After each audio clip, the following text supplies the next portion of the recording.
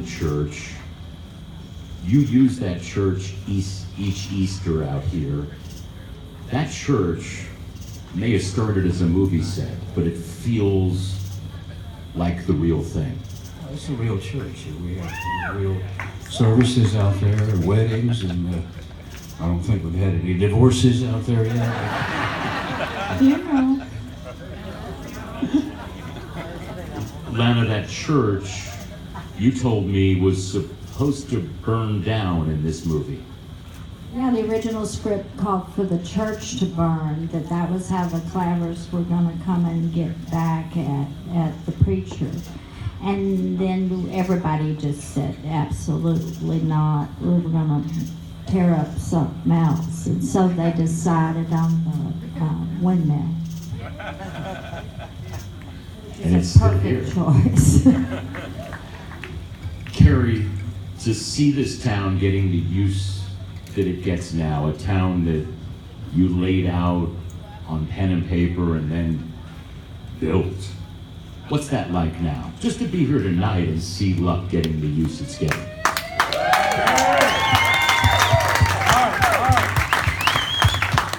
It's pretty amazing. You know, can you believe this? I mean, my God, well, this was a long time ago we did this.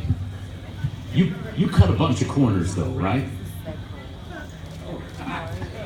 Yeah, I mean, you know, we didn't know what we were doing. We just kind of started building the town, and it just happened. We got a little bit of money and a little more money, and then, you know, we'd build another building, and that's the way it worked. Sonny Carl Davis down there. Too hard. What do you remember about hanging here in Luck? Well, today has been a emotional roller coaster, and the good times.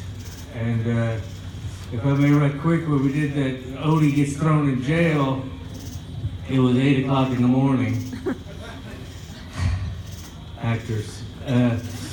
And I just met Willie Nelson, and you know, how you doing, we did some blocking over in the jail, and you know, you're not gonna hate me, but daddy won't have it, okay, that's good, we're gonna take a break, we're gonna set the lights and sound, you guys got about an hour, and okay, and I'm walking up to my little casket of a dressing room, and walking along with Willie Nelson, and, if I may, he says, hey, you want to burn one? And I say, no, I'm sorry, I got a bunch of dialogue, and I got, you know, so I go back to my little sitting chamber. I'm going, what the hell am I thinking? So I go knock on the door of the bus, which I continue to do to this day. And,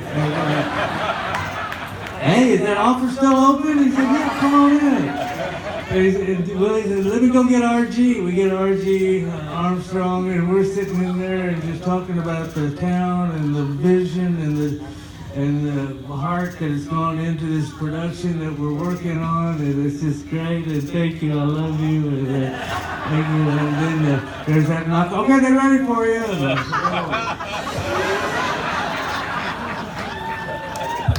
That was a treacherous walk from the bus to the jail.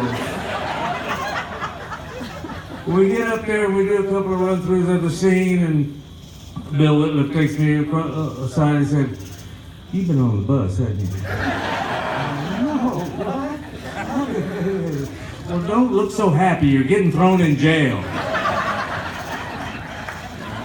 He was a brilliant director. God bless you, Willie Nelson. God bless you, Bill Whitliff.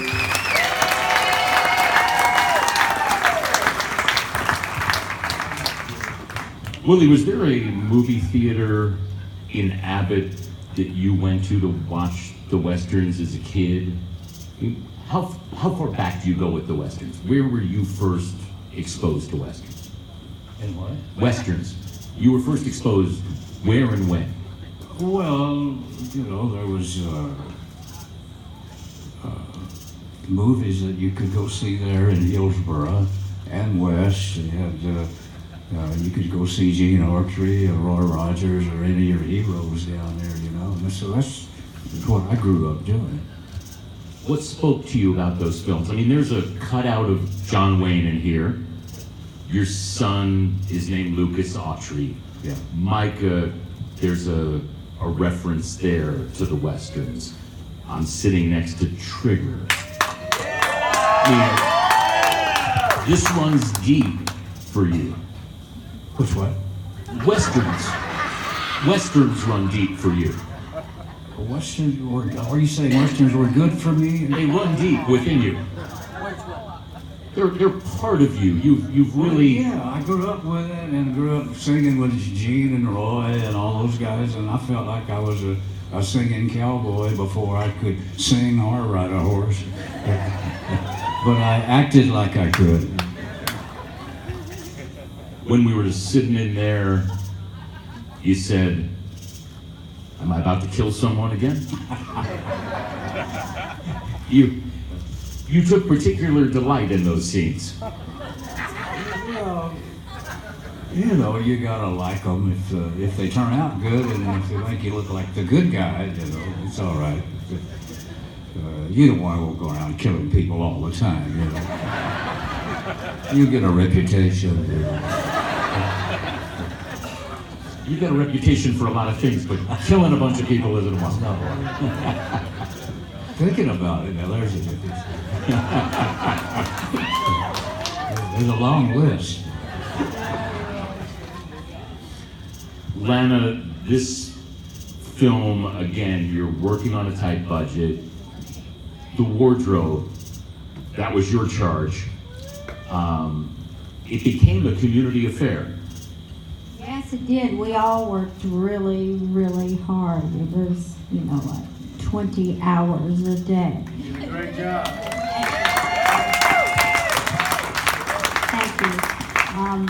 It even got so hard that people were taking their own clothes home and washing them themselves and bringing them back because there was just way too much to keep up with. But it was, you know, everybody loved the project, they were into it, and if it meant 20 hours of work a day and 110 degrees, then they're gonna do it. All for Dad.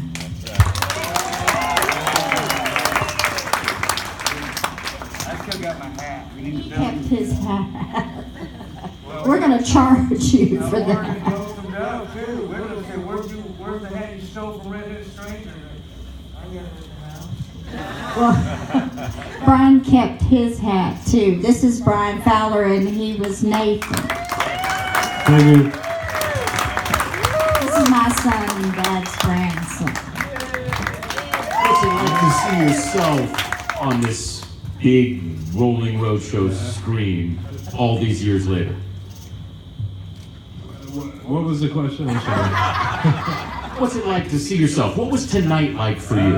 It was actually emotional and basically the best experience of my life.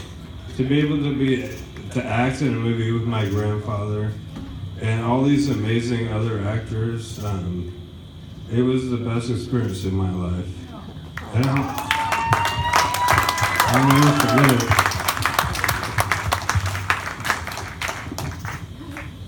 We talked a little about luck as this part of your home. I mean, for a kid who grew up on Westerns to have his own Western town, not to mention the 70 horses that are rescues here. 75. We're down to 74, I think. What's a typical day like out here for you? What's a typical day out in Luck like for you? Shoot, you know, depends on who's in town. You know, if my friend Steve's in town, we'll be playing a lot of poker, and right in there is the poker table, and there's a golf course over there. If I feel like swinging hard and missing it, you know, I can do that. So there's a lot to do out here. There's plenty of horses to ride or steal or whatever you want. I've heard you say that acting is not unlike golf in that you just hope you get better each time.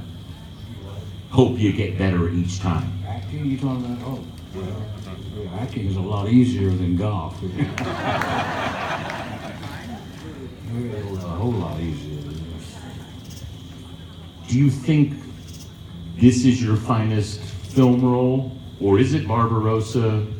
When you look back, which one stands out? Oh, you know, who knows? You know?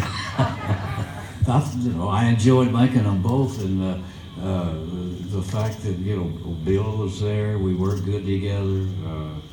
We had a lot of fun with this one and Barbarossa, and I was hoping we could do a lot more. So we got the town and we got the horses, so let's make a movie. James,